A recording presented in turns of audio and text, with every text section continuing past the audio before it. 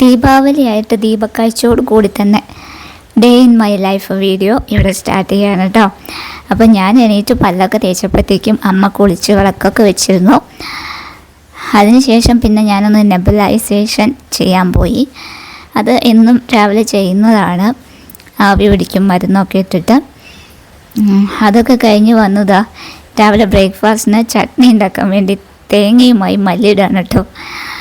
തേങ്ങ ഉടച്ച് ആ തേങ്ങ വെള്ളം ഒരു പാത്രത്തിലേക്ക് മാറ്റി ഇനി തേങ്ങ ചെറിയ കഷ്ണങ്ങളായിട്ട് മുറിച്ചെടുക്കണം.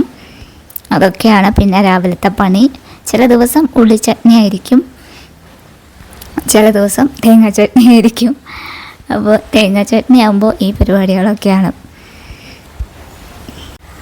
അങ്ങനെ നമ്മുടെ നാളികേരം എല്ലാം മിക്സിയിൽ ജാറിലിട്ട് അരച്ചെടുത്ത് അതിനി ഒരു പാത്രത്തിലാക്കി ഒന്ന് ലൂസാക്കി. ഇവിടെ കട്ട ചട്നി ആർക്കും ഇഷ്ടമില്ല, അച്ഛന് പ്രത്യേകിച്ച് ഇന്ന് ലൂസാക്കണം. അപ്പോൾ തിളപ്പിച്ചാറിയ വെള്ളമാണ് ഒഴിക്കുന്നത് കേട്ടോ, പച്ചവെള്ളമൊന്നും ഒഴിക്കാറില്ല.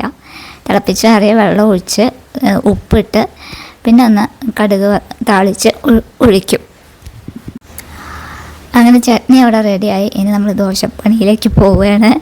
എനിക്ക് ഏറ്റവും ഇഷ്ടമുള്ളൊരു പണിയാണ് കേട്ടത്. ദോശ ഉണ്ടാക്കാൻ എനിക്ക് വലിയ ഇഷ്ടമാണ്. രാവിലെ റേഡിയോ ഓൺ ചെയ്ത് വെച്ചിട്ടാണ് ഞാൻ അടുക്കളയിൽ പണികൾ ഓരോന്ന് ചെയ്യുക. പ്രത്യേകിച്ച് എനിക്ക് ഈ ദോശ ഉണ്ടാക്കുമ്പോൾ റേഡിയോ കേട്ട് ദോശ ഉണ്ടാക്കാൻ വലിയ ഇഷ്ടമാണ്. അങ്ങനെ രാവിലെ ബ്രേക്ക്ഫാസ്റ്റ് ദോശ റെഡിയാക്കിക്കൊണ്ടിരിക്കുകയാണ്.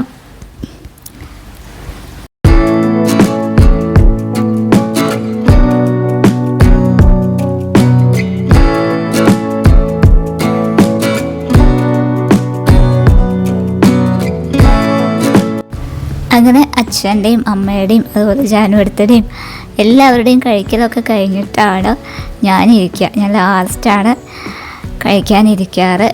തലേ ദിവസത്തെ ഉള്ളിച്ചട്നി ഫ്രിഡ്ജിലുണ്ടായിരുന്നു, അതും എടുത്തൊന്ന് ചൂടാക്കി നാളികേര ചട്നിയും ഉള്ളിച്ചട്നിയും ഒക്കെ കൂട്ടി 2 ദോശ കഴിച്ചു. അങ്ങനെ ബ്രേക്ക്ഫാസ്റ്റ് അങ്ങനെ കഴിയും. ഒരു 10 മണിയോട് കൂടിയിട്ടാണ് എൻ്റെ ബ്രേക്ക്ഫാസ്റ്റ് ഒക്കെ കഴിയുക. ഞാൻ സ്റ്റോർ റൂമിലാണ് റേഡിയോ കൊണ്ടുവയ്ക്കുക കേട്ടോ. എന്നിട്ട് ഇങ്ങനെ കേൾക്കും. മുമ്പ് ഞാൻ ടേബിളിൽ തന്നെ വെച്ചിരുന്നു. അപ്പോൾ പിന്നെ എല്ലാം കൂടെ അവിടെ സ്ഥലം ഇല്ലാതെ വന്നപ്പോൾ ഞാൻ വേഗം സ്റ്റോർ റൂമിൽ കൊണ്ടുവയ്ക്കും റേഡിയോ. എന്നിട്ടാണ് ഈ പണികളെല്ലാം ഞാൻ ചെയ്യുന്നത്. ഇനി ഉച്ചത്തേക്കുള്ളത് ബ്രേക്ക്ഫാസ്റ്റ് കഴിഞ്ഞാൽ പിന്നെ ലഞ്ച്. അപ്പോൾ അതിനുള്ള കൂട്ടാൻ വയ്ക്കാൻ വേണ്ടിയിട്ടുള്ള കഷ്ണങ്ങൾ മുറിക്കുകയാണ്. കൂടുതൽ കഷ്ണങ്ങളൊന്നുമില്ല, ഒരു മത്തൻ്റെ 2 കഷ്ണം അമ്മ അവിടെ മുറിച്ച് വെച്ചിരുന്നു. അപ്പോൾ അതിൻ്റെ തോലൊക്കെ കളഞ്ഞ് ഒന്ന് കുഞ്ഞു കുഞ്ഞു കഷ്ണങ്ങളാക്കി മാറ്റണം. അപ്പോൾ ഇന്ന് മത്തൻ കൊണ്ട് ഒരു പുളിങ്കറിയാണ് വെക്കുന്നത്. പിന്നെ ഉപ്പേരിക്ക് ബീട്രൂട്ടും ക്യാരറ്റും, ഒരു ബീട്രൂട്ടും 2 ക്യാരറ്റും എടുത്തു. അങ്ങനെ അത് ഉപ്പേരിക്ക് വേണ്ടിയിട്ട് അരിയാൻ പോവുകയാണ്.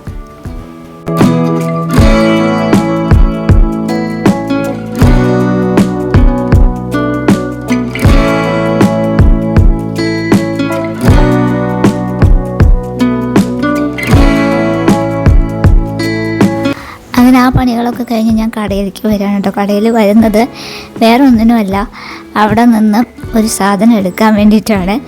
ഇതാ നമ്മുടെ പാൽപ്പൊടിയില്ലേ അമൂല്യയുടെ, അത് 2 പാക്കറ്റ് 10 രൂപയുടെ 2 പാക്കറ്റ്, ചെറിയ പാക്കറ്റാണ്. അപ്പോൾ അത് ഞാൻ എടുത്തതെന്ന് വെച്ചാൽ ഒരു ദീപാവലി സ്വീറ്റ് ഉണ്ടാക്കാൻ. വേറെ ഒന്നുമല്ല, ഗുലാബ് ജാമാണ് കേട്ടോ. ഗുലാബ് ജാമിൻ്റെ മിക്സ് എൻ്റെ കയ്യിലില്ല, പക്ഷെ ഞാൻ അത് പാൽപ്പൊടി വെച്ചിട്ട് ഉണ്ടാക്കാൻ പോവാണ്. പാൽപ്പൊടിയും ഒരിച്ചിരി ഗോതമ്പ് പൊടി കൂടെ മിക്സ് ചെയ്യും. ശരിക്കും മൈദയാണ് സാധാരണ ആൾക്കാർ ചേർത്ത് ഞാൻ റെസിപ്പിയൊക്കെ കണ്ടിട്ടുള്ളത്, പക്ഷെ എൻ്റെ കയ്യിൽ മൈദയില്ല.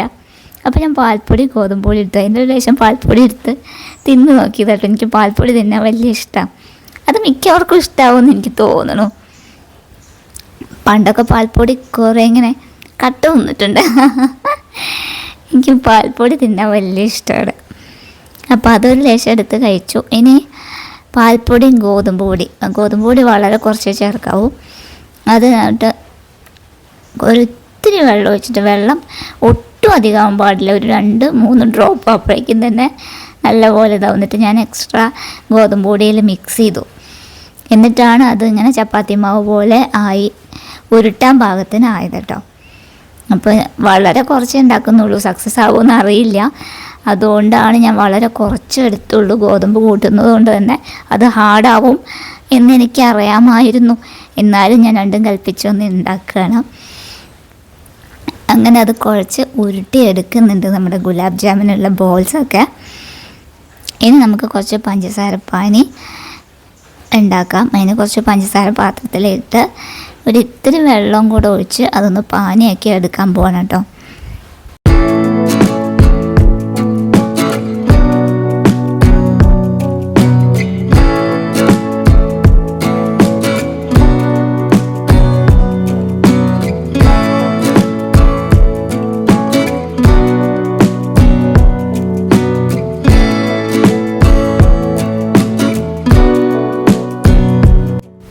പഞ്ചസാര പാനി അവിടെ റെഡിയാവുന്ന സമയം നമുക്ക് ആ ബോൾസ്, നമ്മുടെ പാൽപ്പൊടി ഗോതമ്പ് പൊടി മിക്സിൻ്റെ ആ ബോൾസിനെ ഒന്ന് വെളിച്ചെണ്ണയിലാണ് ഞാൻ വറുത്തെടുക്കാൻ പോകുന്നത് കേട്ടോ.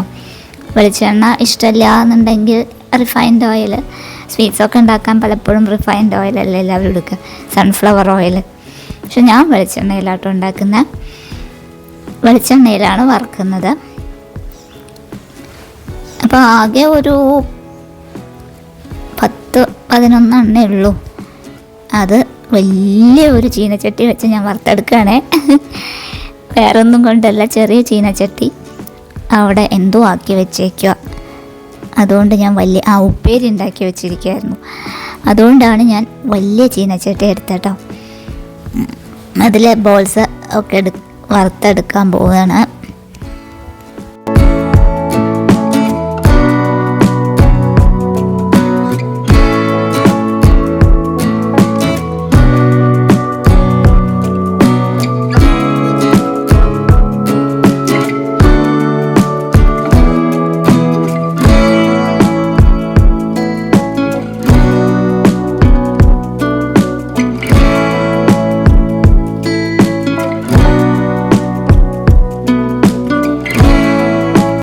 അങ്ങനെ ബോൾസ് എല്ലാം റെഡിയായി, പഞ്ചസാര പാനി റെഡിയായി. പഞ്ചസാര പാനിയിൽ ഒരല്പം ഏലക്ക പൊടിച്ചതും കൂടെ ഇട്ട് കൊടുത്തു, നന്നായിട്ട് ഇളക്കി. എന്നിട്ട് നമുക്ക് ഈ ബോൾസ്, നമ്മൾ വറുത്തെടുത്ത ബോൾസ് അതിലേക്ക് ഇട്ട് കൊടുക്കാം.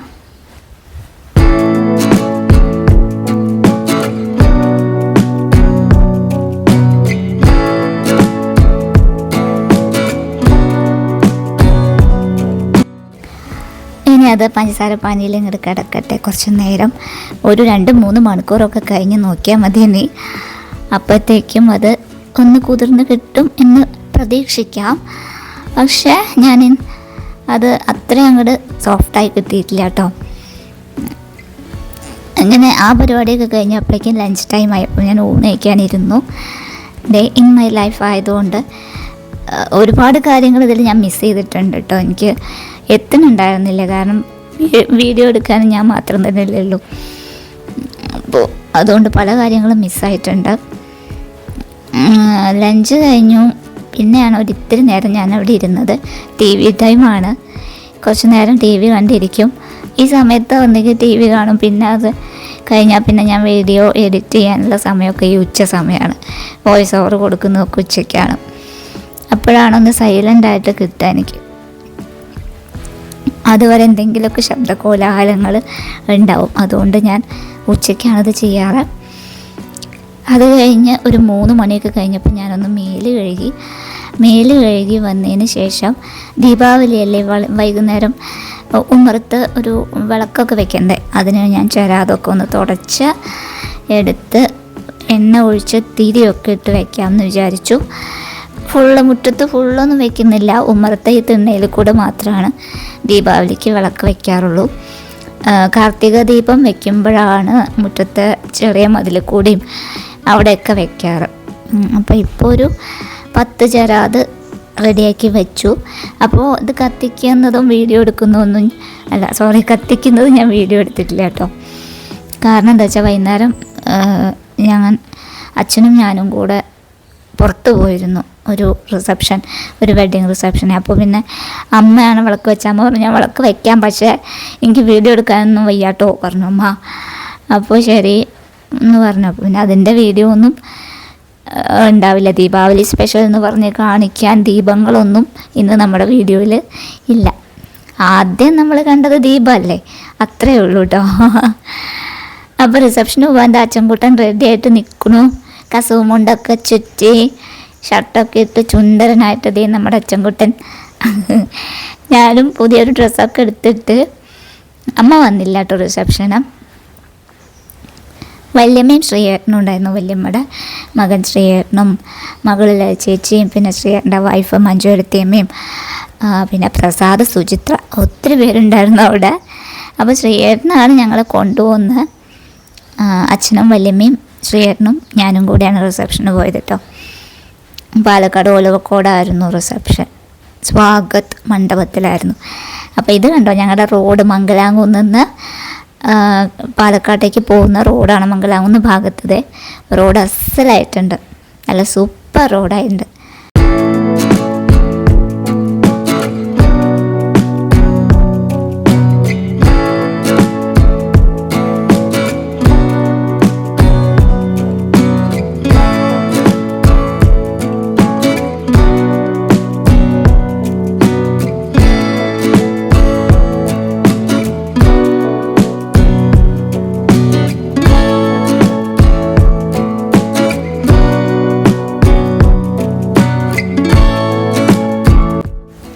ഇവിടെ നിന്ന് ആ മലനിര ഇങ്ങനെ കാണാൻ പറ്റും.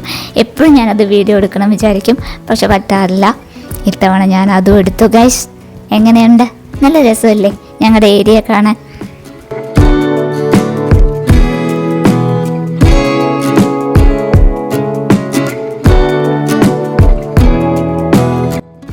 കടമ്പഴിപ്പുറത്തെത്തിയപ്പോൾ ഞങ്ങൾ അവിടെ നിന്ന് ഇറങ്ങി മെഡിക്കൽ സ്റ്റോറിലൊന്ന് കയറേണ്ടിയിരുന്നു. അപ്പോൾ അതാ നമ്മുടെ അച്ചൻകുട്ടൻ അവിടെ നിന്ന് ചാടി ഓടി ഇറങ്ങി വരുന്നു.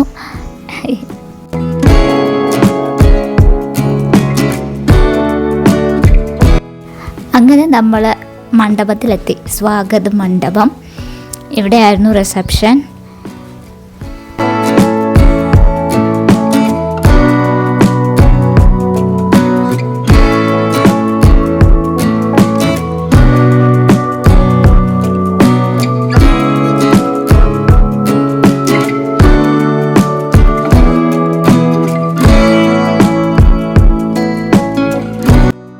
അവിടെ മുന്നിൽ ഒരു ആനക്കുട്ടൻ നിൽക്കുന്നുണ്ടായിരുന്നു. അടുത്ത് തന്നെ നമ്മുടെ അച്ചൻകുട്ടനും ഉണ്ടായിരുന്നു. അവിടെ നിന്ന് ഞങ്ങൾ കുറേ ഫോട്ടോ ഒക്കെ എടുത്തു കേട്ടോ. അതിനുശേഷം അകത്തേക്ക് കയറി, ലിഫ്റ്റിൽ കയറി മുകളിലേക്ക്. ഒരു നിലയേ ഉള്ളൂ കയറാൻ, എന്നാലും ലിഫ്റ്റൊക്കെ ഉള്ളപ്പോൾ ഒന്ന് കയറണ്ടേ, അപ്പം അങ്ങ് കയറി. അങ്ങനെ ഫങ്ഷൻ നടക്കുന്ന ഹാളിലെത്തി.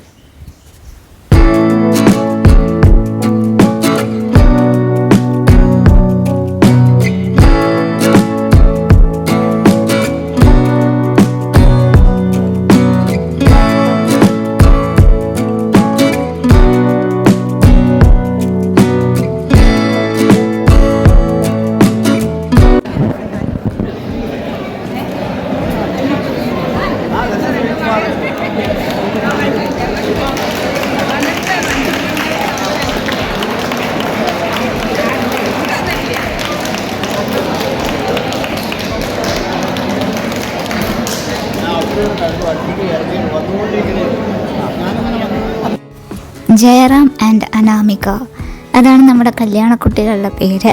രണ്ടുപേർക്കും എല്ലാവരും ആശംസകൾ കൊടുക്കണേ.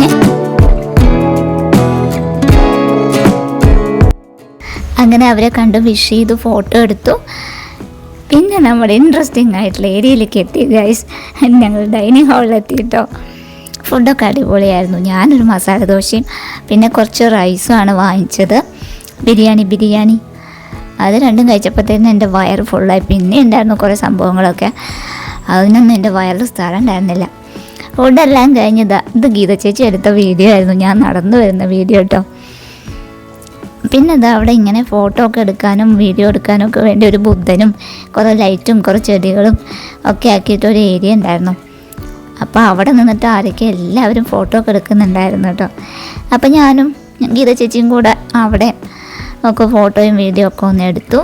പിന്നെ ആൾക്കാരെയൊക്കെ കണ്ട് യാത്ര പറഞ്ഞ് ഞങ്ങൾ തിരിച്ചിറങ്ങി. അപ്പോൾ ഇതാ ഇതാണ് ഓഡിറ്റോറിയത്തിൻ്റെ പുറത്തുനിന്നുള്ള കാഴ്ച. ഞങ്ങളെല്ലാം കഴിഞ്ഞ് ഇറങ്ങിയിട്ടാട്ടോ ഞാൻ ആ വീഡിയോ ഒക്കെ ഒന്ന് എടുത്തേ. അപ്പോൾ ചേട്ടൻ കാർ എടുക്കാൻ പോയിരുന്നു. അപ്പോൾ അതുവരെ വെയിറ്റ് ചെയ്ത് നിൽക്കുമായിരുന്നു. അപ്പോൾ ഞാൻ അതൊക്കെ വീഡിയോ എടുത്തു, അത്ര തന്നെ. ഇനി നമ്മൾ വണ്ടി കയറായി വീട്ടിലേക്ക് പോയി. എനിക്ക് അപ്പം തന്നെ ഉറക്കമൊക്കെ വരാൻ തുടങ്ങിയിരുന്നു. ഫുഡ് വയറിലെത്തിയപ്പോൾ തന്നെ എൻ്റെ വയറ് വല്ലാതെ നിറഞ്ഞു. ഇഷ്ടമുള്ള ഫുഡല്ലേ, പക്ഷെ വയറ് കുഞ്ഞു വയറാണ്. ഇന്നസെൻ്റ് പറഞ്ഞെന്തേ വേറെ എവിടുന്നെങ്കിലും വയറൊക്കെ വാടകയ്ക്ക് എടുത്തിട്ട് പോകണം റിസപ്ഷനൊക്കെ പോകുമ്പോൾ, എന്നാലും നമുക്ക് ഫുഡ് കവർ ചെയ്യാൻ പറ്റൂ. അങ്ങനെ ഞങ്ങൾ തിരിച്ചിറങ്ങി. കുറേശ്ശെ മഴ ചാറുന്നുണ്ടായിരുന്നു. അപ്പോൾ കാറിൻ്റെ ഗ്ലാസ്സിൽ മഴത്തുള്ളികൾ വീഴുന്നത്, ഇങ്ങനെ വൈപ്പറൊക്കെ ഓൺ ചെയ്ത് തുടയ്ക്കുന്നത് എനിക്ക് ഭയങ്കര ഇഷ്ടമുള്ളൊരു കാഴ്ച കേട്ടോ. അപ്പോൾ day in my life video ഒന്ന് ഇത്രയേ ഉള്ളൂ. ഒരുപാട് കാര്യങ്ങൾ മിസ് ചെയ്തിട്ടുണ്ട്. എനിക്ക് എല്ലാം ഒന്നും കവർ ചെയ്യാൻ പറ്റിയിട്ടില്ല. എൻ്റെ ഷോപ്പ്, ദീപാവലിക്ക് ദീപം കത്തിക്കുന്നത്, ഇതൊന്നും എടുത്തിട്ടില്ല. അപ്പോൾ ഉള്ളത് കൊണ്ട് ഓണം പോലെ. ഓക്കെ, നമുക്ക് വീണ്ടും കാണാം. ടാറ്റാ.